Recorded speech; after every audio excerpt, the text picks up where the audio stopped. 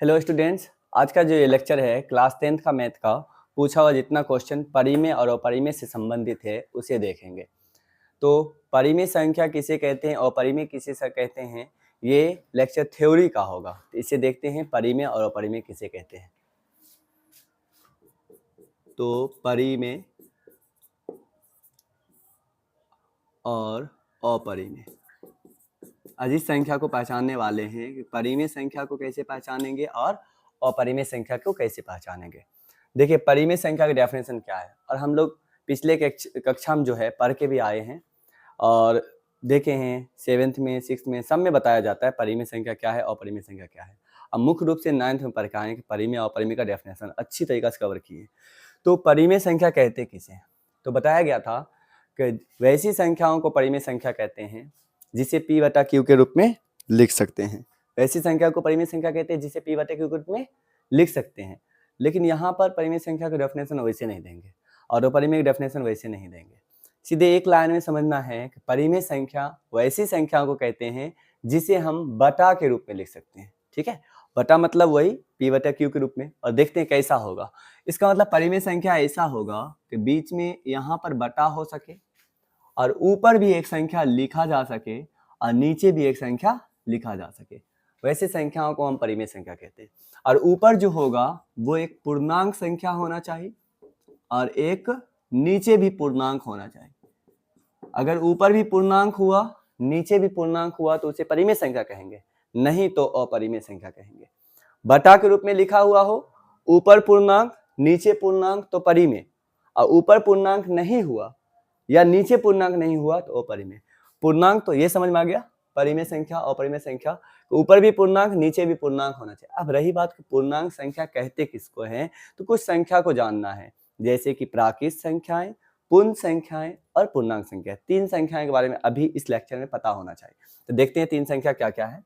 तो ऐसी संख्या रेखा के बारे में पढ़े हैं, बीच में होता है 0, इस साइड दाएं साइड होता है 1, इधर 2, 3, 4 डॉट डॉट डॉट करके इस तरीका से गिनते जाएंगे, काउंटिंग करते जाएंगे और हमें संख्या खत्म नहीं होगी। तो एक कैसे, बीच में 0, 1 2 3 4 5 6 7 इस तरीका से गिनते चले जाएंगे, संख्या खत्म नहीं होगी। तो यहाँ पर देखिए 0, अब इस साइड गिनेंगे, इस साइड गिनेंगे -1, -2, -3, -4 डॉट डॉट डॉट इस तरीका से माइनस अनंत तक ले चले आएंगे। तो ये संख्या के बारे में देखना है। अगर इसमें से एक से काउंटिंग करते जाए और उधर गिनते जाए तो कभी खत्म नहीं होगा। तो इसे हम लोग कहते हैं प्राकृत संख्या।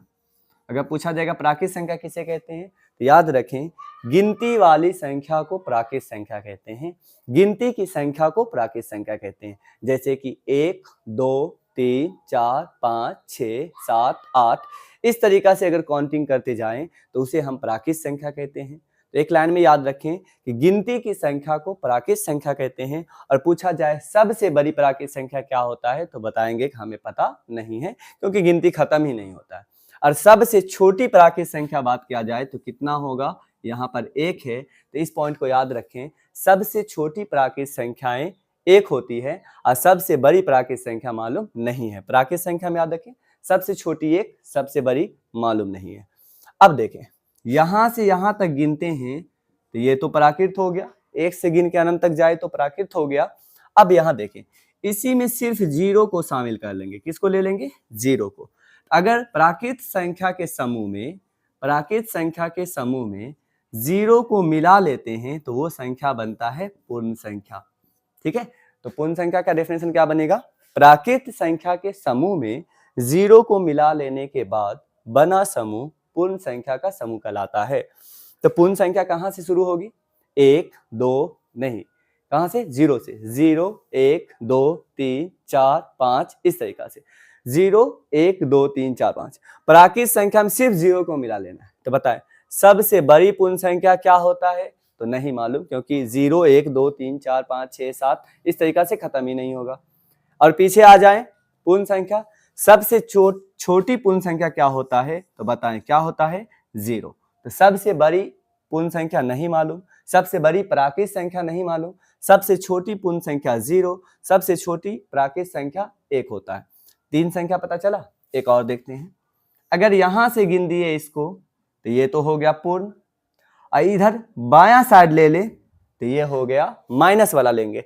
प्राकृत संख्या में सम में माइनस लगा लेंगे तो पूर्ण संख्या के समूह में माइनस प्राकृत संख्या के आगे माइनस लगा लगा के अगर ले लेते हैं तो वो संख्या बनता है पूर्णांक संख्या। तो याद रखें, पूर्णांक संख्या किसे कहेंगे? पूर्ण संख्या के समूह में माइनस वाला प्राकृत को ले लेते हैं तो वो पूर्णांक बनता है। तो यहाँ पे यही बोला गया है कि बटा के रूप में हो, 0 हो तो भी कोई दिक्कत नहीं, 1 2 3 4 5 6 7 हो तो भी कोई दिक्कत नहीं है, दोनों जगह हो सकता है। माइनस में हो तो भी दिक्कत नहीं है, उसे परिमेय संख्या कह देंगे। ठीक है, तो ये याद रखें। लेकिन नीचे जो है, नीचे वाला में 0 नहीं होना चाहिए। पूर्णांक जो है नीचे सिर्फ एक चीज नहीं होना चाहिए, 0 पूर्णांक संख्या है, ऊपर हो जाए तो चलेगा, नीचे पूर्णांक नहीं हो तो उसे कौन सी संख्या कहेंगे? उसे कहेंगे परिमेय संख्या, नीचे 0 नहीं हो। अब एग्जाम्पल समझेंगे परिमेय होगा या नहीं होगा। एग्जाम्पल देखिए, परिमेय की पहचान जैसे बताएं, कोई पूछेगा 3/5 परिमेय है या नहीं है। देखिए बटा के रूप में तो है, ऊपर 3 और नीचे 5, बताए 3 पूर्णांक संख्या है या नहीं है।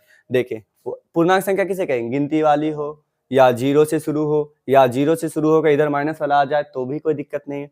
तो बताए पूर्णांक संख्या हम देखें, 0 1 2 3, 3 पूर्णांक संख्या है, 5 भी पूर्णांक संख्या है, बटा के रूप में है, इसे हम परिमेय संख्या कह सकते हैं। फिर देखते हैं और जांचते हैं, -7/5 बताएं, बटा के रूप में है, नीचे 5 है, पूर्णांक तो है, ऊपर -7 है तो माइनस वाला भी तो पूर्णांक होता है, तो ये भी कौन सी संख्या हो जाता है? ये भी परिमेय संख्या हो जाता है। ठीक है, -9/-3 इसे बताए परिमेय कहेंगे या नहीं।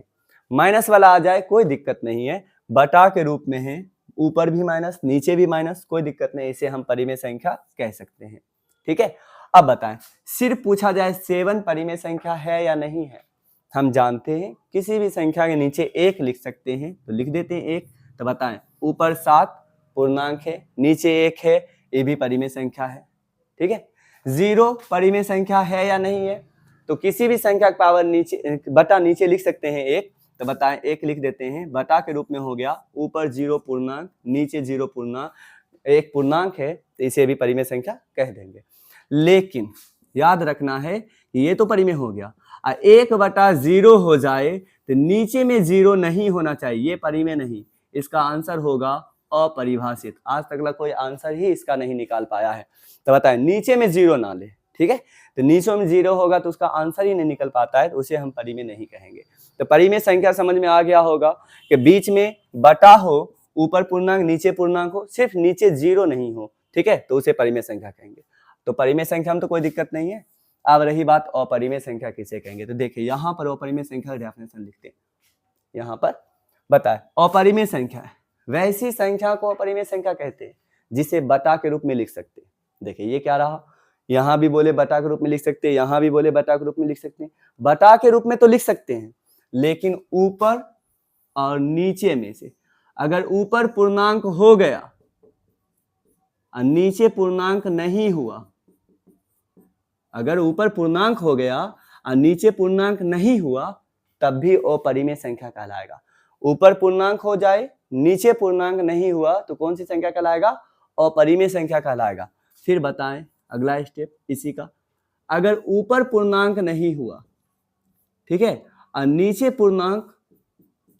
पूर्णांक हो गया, ऊपर पूर्णांक नहीं हुआ और नीचे पूर्णांक हो गया, तब भी वो परिमेय संख्या कहलाएगा। कहने का मतलब ऊपर और नीचे दोनों जगह पूर्णांक होना चाहिए।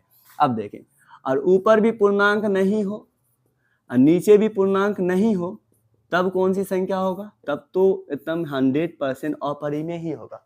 ठीक है, तो इसमें ये पॉइंट्स याद रखना है कि कोई ऊपर बटा के रूप में हो लेकिन ऊपर नीचे पूर्णांक ना हो। अब पूर्णांक की बात है, कौन पूर्णांक है कौन नहीं है, तो देखें, तो जितना भी रूट के अंदर जो होता है, रूट के अंदर अगर मान ले कि रूट के अंदर अगर कोई संख्या फंसा हुआ रह जाए, अगर नहीं निकल पाए रूट के अंदर से, तो हम बोलेंगे वो पूर्णांक नहीं है, क्योंकि रूट के अंदर अभी तक पूर्णांक पड़े ही नहीं है। तो रूट के अंदर कोई फंसा हुआ रह जाए, जैसे बताएं, जैसे रूट 1 निकलेगा या नहीं निकलेगा, रूट 2 निकलेगा या नहीं निकलेगा, रूट 3, रूट 4, रूट 5, इस तरीका से रूट 4 हो गया। अब देखिए, एक बाहर निकल के एक हो जाता है, 2 बाहर नहीं निकल पाता है, रूट के अंदर ही फंसा रह जाता है, 3 बाहर नहीं निकल पाता है, रूट 4 बाहर आके 2 आ जाता है। तो जो रूट के बाहर निकल जाता है तो वो तो बताएं, जैसे 2 निकल गया रूट के बाहर तो 2/1 लिख के इसे परिमेय बना देंगे। लेकिन रूट 2/3 कर दें, बटा के रूप में तो है, लेकिन ऊपर देखते हैं तो पूर्णांक नहीं है, क्योंकि पूर्णांक में रूट वाला नहीं पढ़ाया गया। 3 पूर्णांक है, ऊपर पूर्णांक नहीं है, नीचे पूर्णांक हो गया, तो इसे कौन सी संख्या कहेंगे? ऊपर पूर्णांक नहीं है और नीचे पूर्णांक हो गया, तो इसे कौन सी संख्या कहेंगे? ये अपरिमेय, क्योंकि दोनों पूर्णांक होना चाहिए, एक पूर्णांक है एक पूर्णांक नहीं है, तब भी अपरिमेय संख्या होगा। तो हमें यहाँ पे अच्छा नॉलेज तब मिलेगा जब हमें पता चल जाए कौन रूट के बाहर निकल जाएगा और कौन रूट के बाहर नहीं निकलेगा। जब पता चल जाएगा तब हम परिमेय और अपरिमेय को अच्छी तरीका से कवर कर सकते हैं। तो इसके लिए हमें पता करना होगा कौन रूट से बाहर निकलता है और कौन रूट से बाहर नहीं निकलता है। तो अगला लेक्चर देखते हैं, फिर से समझ में आ जाएगा।